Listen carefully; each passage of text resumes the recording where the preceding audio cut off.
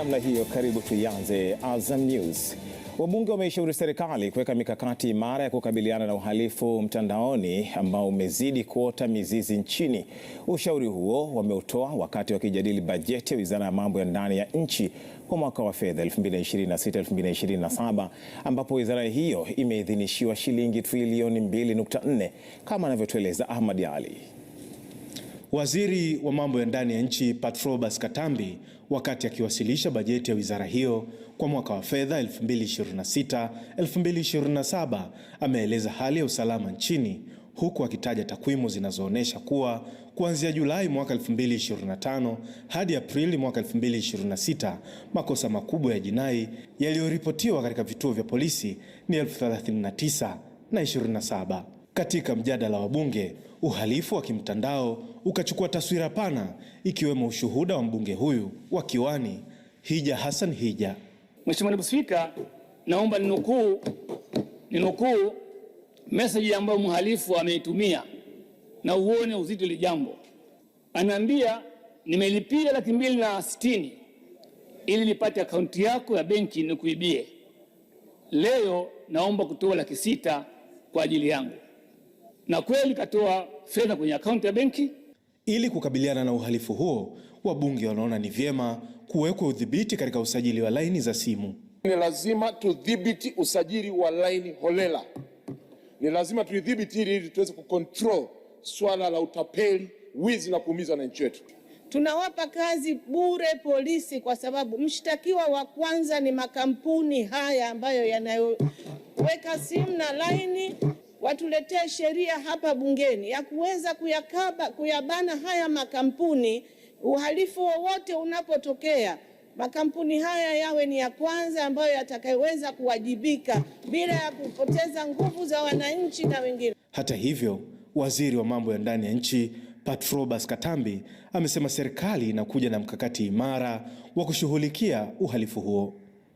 Mheshimiwa Naibu Spika, katika mwaka wa fedha 2026-2027 wizara kupitia jeshi la polisi itaendelea kudhibiti uhalifu nchini, ikiwemo matumizi mabaya ya mitandao ya kijamii, udukuzi wa taarifa kimtandao na kukamilisha uanzishaji wa ofisi za kanda za upelelezi wa makosa ya jinai na uhalifu wa kimtandao katika jiji la Dodoma, Zanzibar, na kuimarisha kikosi maalum kudhibiti taarifa potofu na uchochezi mtandaoni, pamoja na kutoa elimu kwa umma kuhusu athari za kusambaza taarifa za uongo.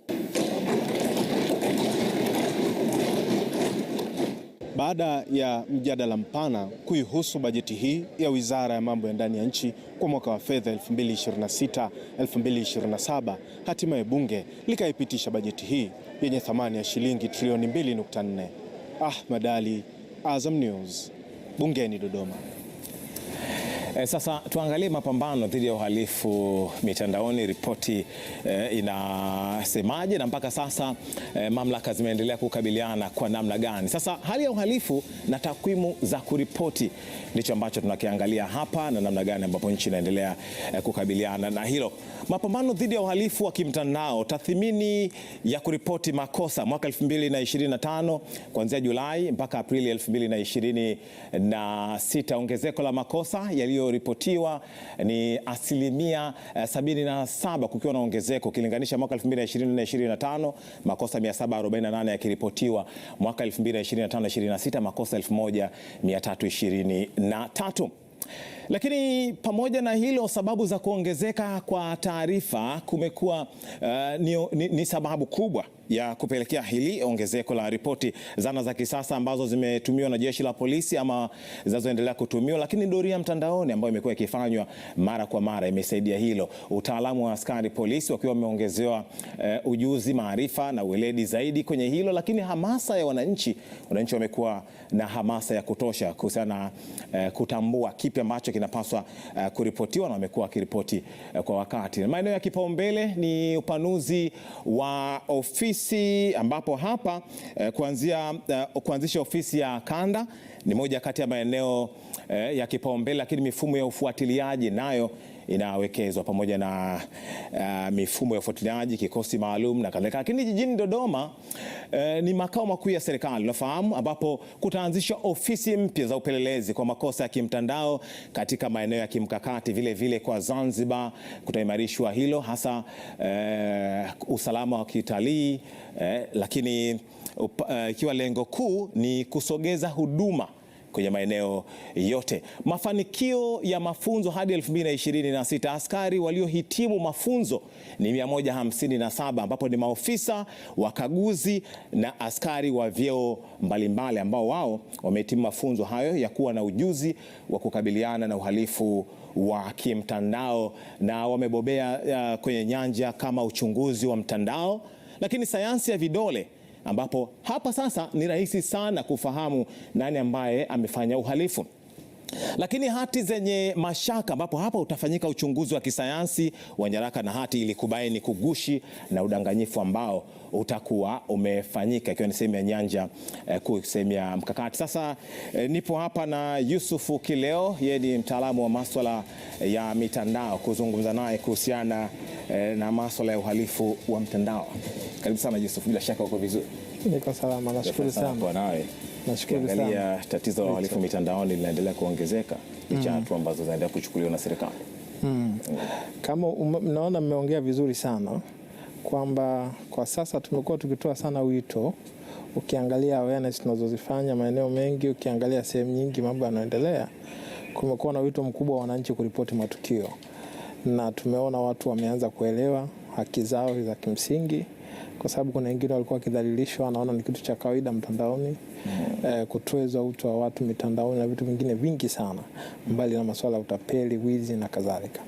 Kwa hiyo hayo yamechagiza wananchi wengi kuendelea kuripoti, na bado wito unatolewa kwamba watu wengi waendelee kuripoti matukio ili takwimu sahihi ziendelee kupatikana na haya matukio endelee kupatiwa suluhu na nchi yetu endelee kubaki salama.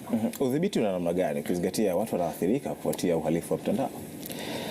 Mara zote huwa tunazungumza nchi zote duniani, ni vigumu sana kuweza kutatua changamoto za kihalifu mtandao kwa 100%.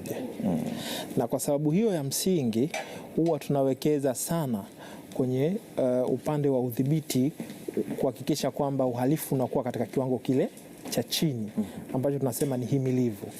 Na ndio maana mataifa mengi ukiangalia duniani huwa wanapambana sana kuhakikisha kwamba wanahakikisha uhalifu mtandao unakuwa himilivu, na ndio hicho ambacho kama taifa tumekuwa tukifanya kwa kasi kubwa sana. Mikakati ipi inaweza kusaidia kupunguza ama kumaliza kabisa changamoto hii? Mikakati kimsingi ambayo imekuwa tukipigia kelele toka enzi zangu nikiwa Cybercrime Unit mpaka sasa hivi, ndio ambayo kwa awamu hii ya 6 imefanywa kazi kwa kasi kubwa sana, kutokana na ile political will ya Mheshimiwa Rais kujua kwamba ameona area hii ya mitandao ina fursa nyingi lakini na changamoto nyingi sana. Kwa hiyo swala la kuongezea ujuzi wa wataalamu wetu, pale tuna vitengo takriban 9 kwenye kitengo kile cha Forensic Bureau, na nimeona pale umeainisha 3 ambavyo vimepatiwa mafunzo, hicho cha fingerprints document pamoja na Cybercrime Unit. Kwa hiyo mafunzo wameendelea kupewa, lakini elimu ya uelewa, utakubaliana na mimi, sasa hivi mpaka matangazo ya vipindi mbalimbali vya redio na television vimewekwa kwa ajili ya elimu ya uelewa. Lakini bado wananchi wanaendelea kupewa elimu ya uelewa. Tuna Cyber Security Awareness Month ambao tunaifanya kila mwezi wa 10, na nyinginezo nyingi ambazo zinafanyika zimechagiza hiyo mikakati ya kudhibiti changamoto hizi. Lakini kuna swala nimelisikia bungeni la swala la collaboration ambazo wana propose TCRA pamoja na polisi waketi pamoja. Ni kimsingi wanachozungumza ni mashirikiano, kuboresha mashirikiano ili kuendelea kudhibiti hali, na ndio hicho ambacho sasa hivi kinafanywa kazi kwa bidii sana. Hili swala la utitiri wa laini za simu kwa mtu mmoja, mtu mmoja na laini kadhaa za simu, inaelezwa kuwa ni sehemu ya uchochezi wa uhalifu kwenye mtandao. Hili lipoje kwa sekunde kadhaa? Kimsingi ni kwamba hilo ni eneo ambalo nafikiri linahitaji kudhibitiwa, kwa sababu tumekuwa na changamoto kubwa sana ya watu wanakuwa wanasajili line kiholela, na udhibiti wake kidogo unalegalega. Kwa hiyo nimeona wabunge wamepigia kelele hilo, na nafikiri kama nchi Tukikaza hapo tukaweza kufanya vizuri, huenda tukakosa hizo laini ambazo za kiholela na tukaweza kuondokana na hiyo hali. Sasa nakushukuru sana, asante sana kwa muda wako. Ni Yusuf Kileo, mtaalamu wa usalama mtandaoni. Sasa Bwana Kileo utamsikia zaidi kwenye uchanganuzi hapo baadaye kidogo.